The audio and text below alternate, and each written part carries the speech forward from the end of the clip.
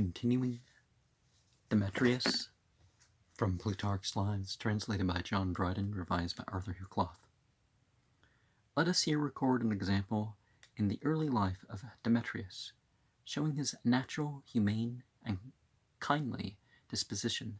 It was an adventure which passed betwixt him and Mithridates, the son of Ariobarzanes, who was about the same age with Demetrius, and lived with him in attendance on Antigonus.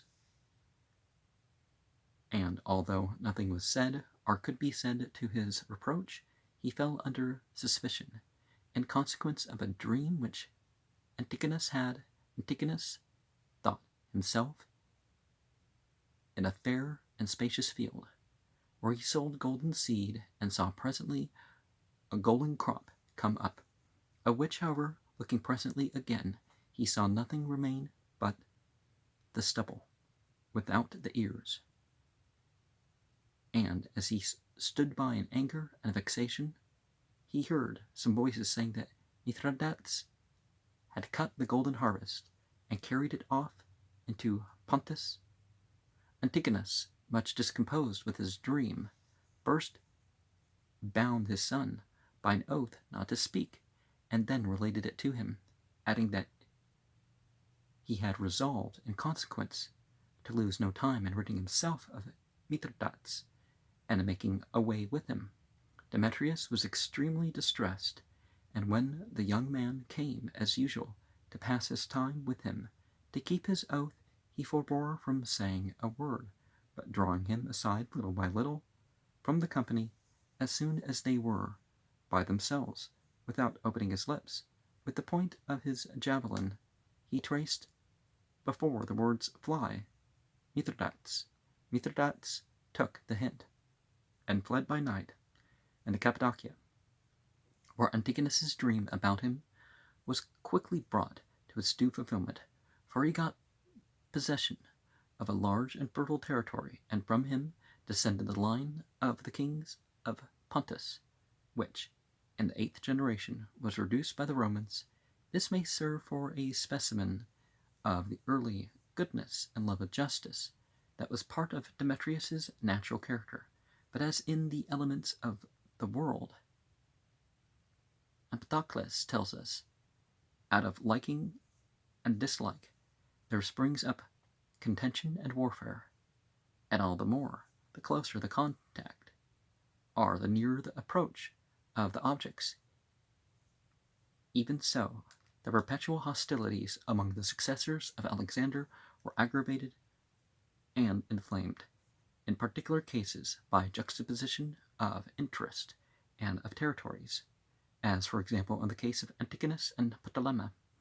News came to Antigonus that Ptolemy had crossed from Cyprus and invading Syria, and was ravaging the country and reducing the cities. Remaining therefore himself in Phrygia, he sent Demetrius, now 22 years old, to make his first essay as sole commander in an important charge. He, whose youthful heat outran his experience at advancing against an adversary trained in Alexander's school and practiced in many encounters, incurred a great defeat near the town of Gaza, in which 8,000 of his men were taken and 5,000 killed. His own tent, also his money, and all his private effects and furniture were captured. These, however, Ptolemy sent back, together with his friends, accompanied them with the humane and courteous message that they were not fighting for anything else but honor and dominion. Demetrius accepted the gift, praying only to what he considered to be deities not to leave him long in Ptolemy's debt, but to let him have an early chance of doing the like to him. Now, realizing, of course, that he had, that worshiping these emperors and stuff like that, and these physically incarnated things, it wasn't really going to do anything. So, when it comes down to business,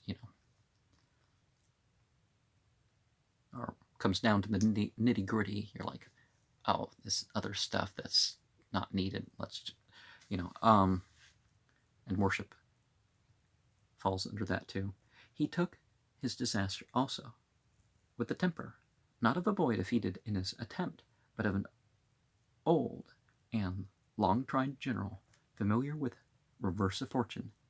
He busied himself in collecting his men and replenishing his magazines, his armory, because I don't think most people know what that means nowadays.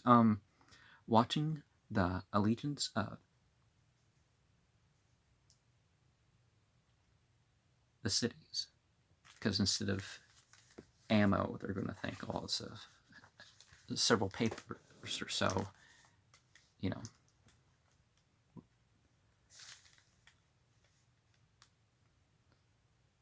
allegiance of the cities and drilling his new recruits. Antigonus received the news of the battle with the remark that Ptolemy had beaten boys and would now have to fight with men. But not to humble the spirit of his son, he acceded to his request and left him to a command on the next occasion. Not long after, Achilles, Ptolemy's lieutenant, with a powerful army, took the field, and looking upon Demetrius as already defeated by the previous battle, he had in his imagination driven him out of Syria before he saw him. But he quickly found himself deceived, for Demetrius came so unexpectedly upon him that he surprised both the general and his army, making him and 7,000 of the soldiers prisoners of war, and possessing himself of a large amount of treasure. But his joy in the victory was not so much for the prizes he should keep as for those he could restore, and his thankfulness was less for the wealth and glory than for the means it gave him of requiting his enemy's former generosity. He did not, however, take it into his own hands, but wrote to his father, and on receiving leave to do as he liked, he sent back to Ptolemy, Achilles, and his friends, loaded with presents. This defeat drove Ptolemy out of Syria, and brought Antigonus from Calana to enjoy the victory, and the sight of the son who had gained it.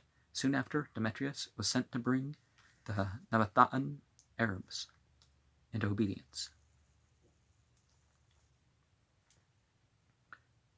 And you can tell by their script they didn't speak Arabic, because they had their own script, and it had sounds that Arabic doesn't have, and it lacked sounds that Arabic has. And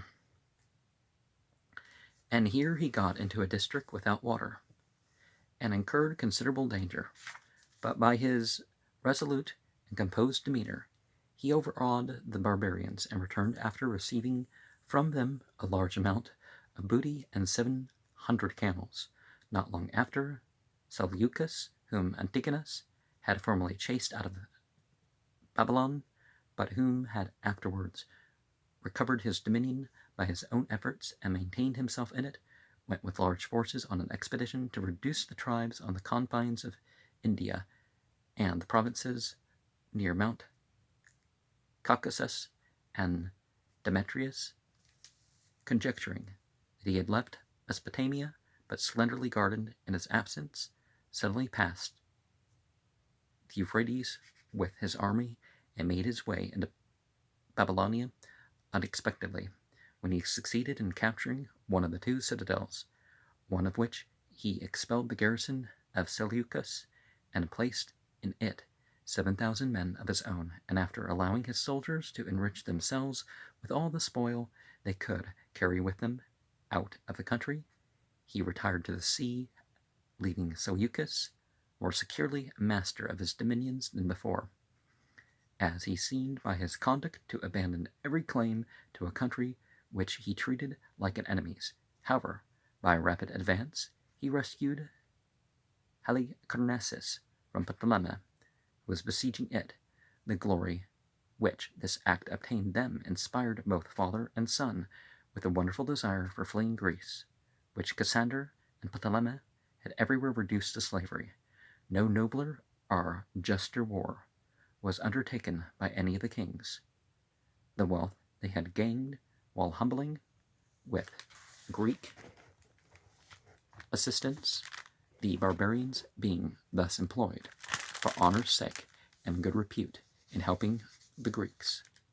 When the resolution was taken to begin their attempt with Athens, one of his friends told Antigonus, if they captured Athens, they must keep it safe in their own hands, as by this gangway they might step out from their ships into Greece when they pleased. But Antigonus would not hear of it. He did not want a better or a steadier gangway than the people's goodwill. And from Athens, the beacon of the world, the news of their conduct would soon be handed on to all the world's inhabitants. So Demetrius, with a sum of 5,000 talents, and a fleet of 250 ships, set sail for Athens, where Demetrius, the Phalerian, was governing the city, where Cassander, with a garrison lodged in the port of Menokia, by good fortune and skillful management, he appeared before Piraeus on the 26th of Thargelion, before anything had been heard of him. Indeed, when his ships were seen, they were taken for Ptolemais, and preparations were commenced for receiving them, till at last the generals, discovering their mistake, hurried down, and all was alarm and confusion, and attempts to push forward preparations to oppose the landing of this hostile force, for Demetrius, having found the entrances of the port undefended, stood in directly, and was by this time safely inside before the eyes of everybody, and made signals from his ship requesting a peaceful hearing, and on leave being given, he caused a herald with a loud voice, and made proclamation that he was come thither by the command of his father, with no other design than what he prayed to the entities, to prosper with success, to give the Athenians their liberty, and to expel the garrison, and to restore the ancient laws and constitution of the country. The people, hearing this, at once threw down their shields, and clapping their hands with loud acclamations, entreated Demetrius to land, calling him their deliverer and benefactor. And the Phalerian and his party, who saw that there was nothing for it but to receive the conqueror, whether he should perform his promises or not, sent, however, messengers to beg for his protection, to whom Demetrius gave a kind reception, and sent back with them Aristodemus of Miletus, one of his father's friends. The Phalerian, under the change of government, was more afraid of his fellow citizens than of the enemy, but Demetrius took precautions for him, and out of respect for his reputation and character, sent him with a safe conduct to Thebes, whither he desired to go. For himself he declared he would not, in spite of all his curiosity, put his foot in the city till he had completed his deliverance by driving out the garrison, so blockading Menokia with a palisade and trench. He sailed off to attack Megara, where also there was one of Cassander's garrisons, but hearing that Cratisipolis, the wife of Alexander, the son of Polysperchon, who was famous for their beauty, was well disposed to see him, he left his troops near Megara, and set out with a few light-armed attendants for Petra, where she was now staying, and, quitting these also, he pitched his tent apart from everybody, that the woman might pay her visit without being seen. This some of the enemy perceived, and suddenly attacked him, and in his alarm he was obliged to disguise himself in a shabby cloak, and run for it, narrowly escaping the shame of being made a prisoner in reward for his foolish passion. Now, the point of locking people up should not be just to shame them. And as it was, his tent and money were taken. Megara, however, surrendered, and would have been pillaged by the soldiers, but for the urgent intercession of the Athenians, the garrison was driven out, and the city restored to independence. While he was occupied in this, he remembered that Stilpo, the philosopher, famous for his choice of a life of tranquility, was residing there. He, therefore, sent for him, and begged to know whether anything belonging to him had been taken. No, replied Stilpo, I have not met with anyone to take away knowledge. Pretty nearly all the servants in the city had been stolen away, and so when Demetrius, renewing his courtesies to Stilpo, on taking leave of him, said, I leave your city, Stilpo, a city of freemen. Certainly, replied Stilpo, there is not one serving man left among us all.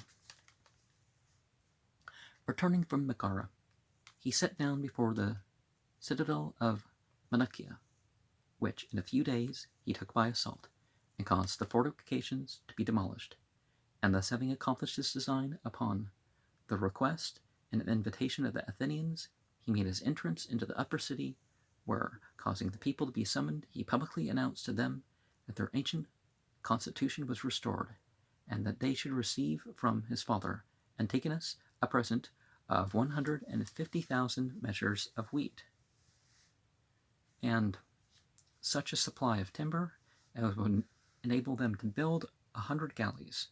In this manner did the Athenians recover their popular institutions. After a space of 15 years from the time of the war of Lamia and the battle before Cranon, during which interval of time the government had been administered nominally as an oligarchy, but really by a single man, Demetrius the Phalerian, being so powerful, but the excessive humors which the Athenians bestowed for these noble and generous acts upon Demetrius created offense and disgust. Now, by the way, America was never set up as a democracy, a constitutional republic, and more an oligarchy represented by the representatives rather than the representatives representing the people. But the excessive honors which the Athenians bestowed for these noble and generous acts upon Demetrius created offense and disgust.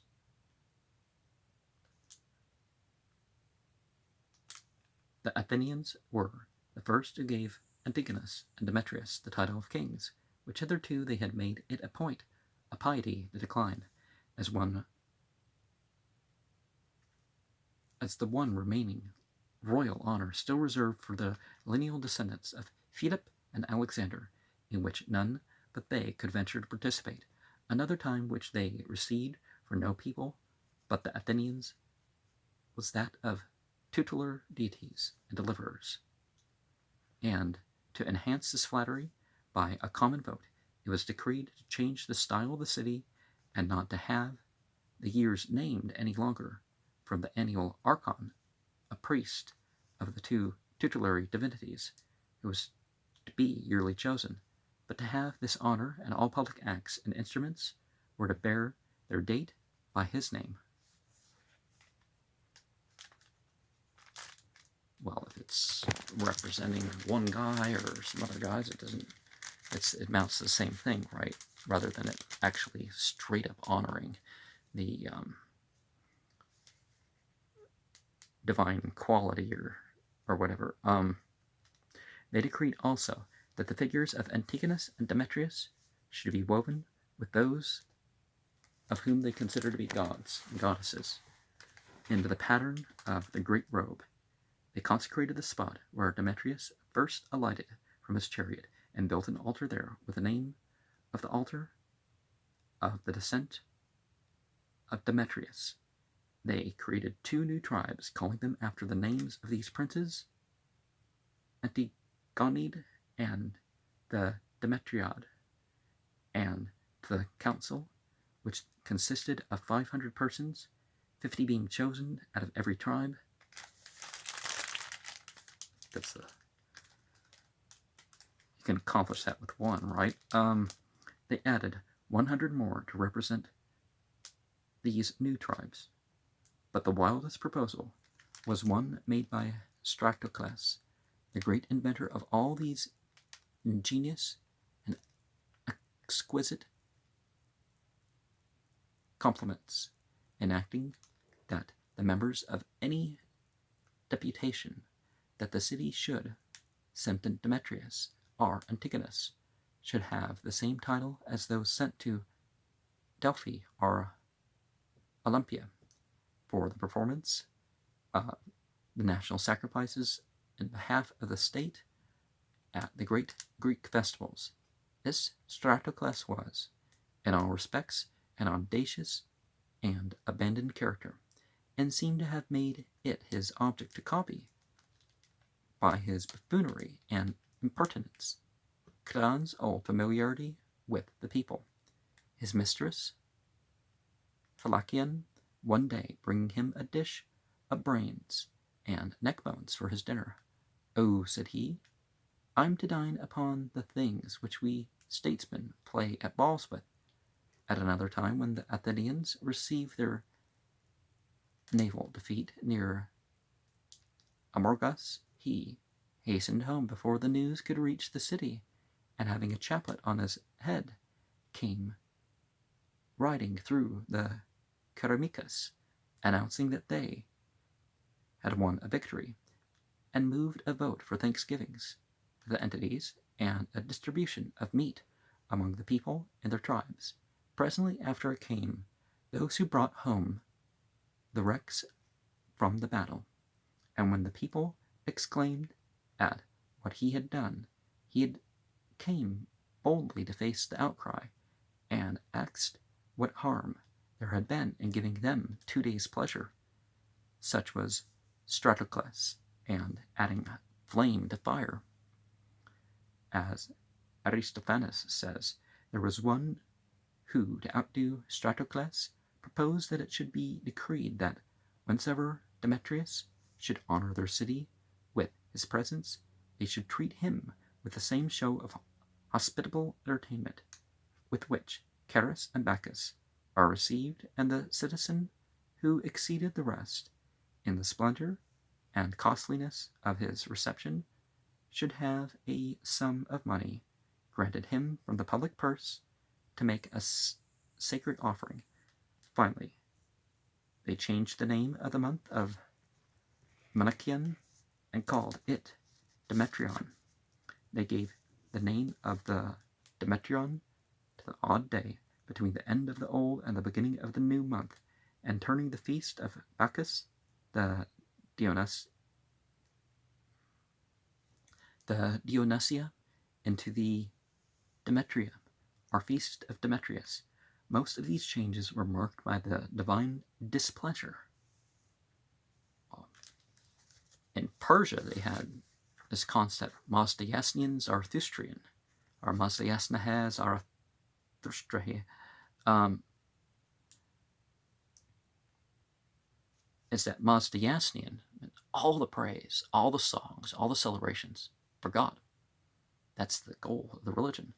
Of course, people end up worshiping a bunch of angels and other stuff, but it wasn't national holidays and all that.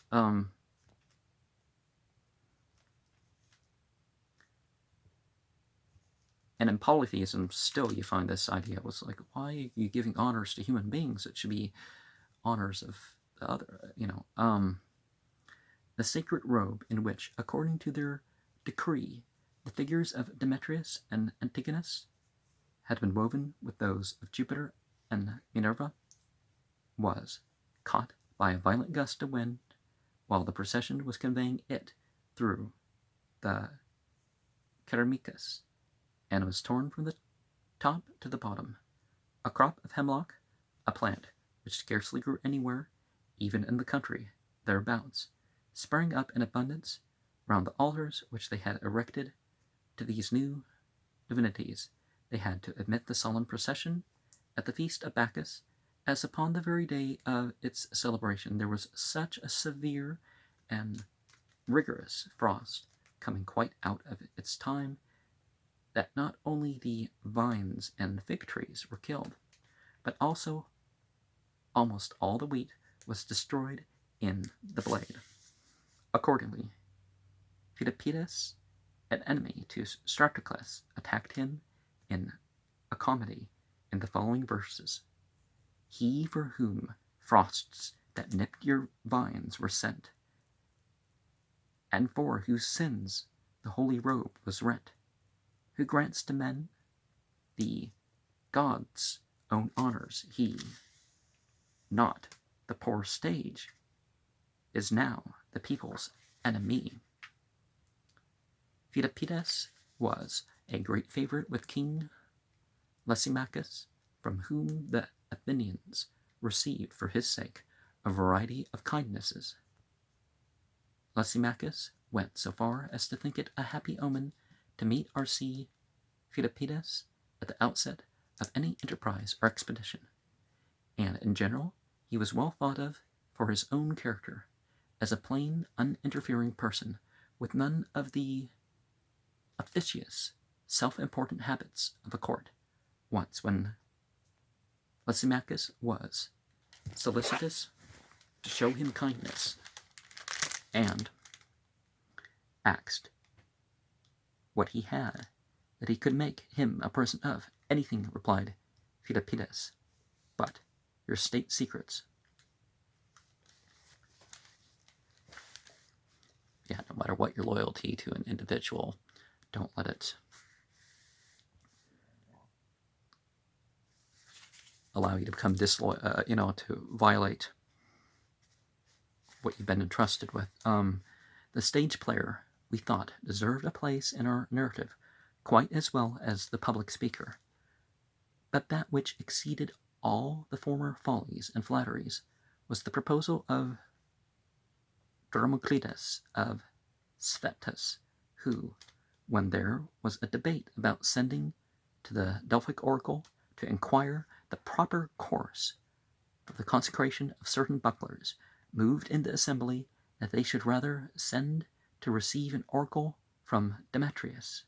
I will transcribe the very words of the order, which was in these terms. Well, human beings are really almost always the ones that are interpreting or answering the oracle in the first place. It's like you shuffle cards and you think stuff, or some other person thinks stuff. You look up at the stars and decide if it's going to be a good or bad pattern. Even if you're looking from a book or some tradition and saying, oh, this is a bad sign, it's up to you to decide that. May it be happy and propitious. The people of Athens have decreed that a fit person shall be chosen among the Athenian citizens, who shall be deputed to be sent to the deliverer, and after he hath duly performed the sacrifices, shall inquire of the deliverer in what most religious and decent manner he will please to direct at the earliest possible time the consecration of the bucklers, and according to the answer the people shall act. With this befalling, they completed the perversion of a mind which even before was not so strong or sound as it should have been. During his present leisure at Athens, he took to wife Eurydice, a descendant of the ancient Miltiades, who had been married to Apheltus, the ruler of Cyrene, and after his death had come back to Athens. The Athenians took the marriage as a compliment and favor to the city, but Demetrius was very free in these matters, and was the husband of several wives at once, the highest place and honor among all being retained by Phila, who was Antipater's daughter, who had been the wife of Craterus, the one of all the successors of Alexander, left behind him the strongest feelings of attachment among the Macedonians, and for these reasons Antigonus had obliged him to marry her, notwithstanding the disparity of their years, Demetrius being quite a youth, and she much older, and when upon that account he made some difficulty in complying, Antigonus whispered in his ear the maximin from Euripides, broadly substituting a new word for the original serve. Natural or not, a man must wed where profit will be got. Any respect, however, which he showed either to Phila or to his other wives, did not go so far as to prevent him from consorting with any nourisher, any number of mistresses, and bearing in this respect the worst character of all the princes of his time. A summons now arrived from his father, ordering him to go and fight with Ptolemy and Cypros, which he was obliged to obey, sorry as he was to abandon Greece. Now there's different consequences, social and health and whatnot, of being promiscuous. It doesn't matter whether you're male or female. Emotional, all sorts of stuff. But and in quitting this nobler and more glorious enterprise, he sent to Cleonidas, Ptolemy's general, who was holding garrisons in Sicyon and Corinth, offering him money to let the cities be independent. But on his refusal, he set sail hastily, taking additional forces with him, and made for Cyprus, where immediately upon his arrival he fell upon Menelaus, the brother of Ptolemy, and gave him a defeat. But when Ptolemy himself came in person with large forces both on land and sea, for some little time nothing took place beyond an interchange of menaces and lofty talk.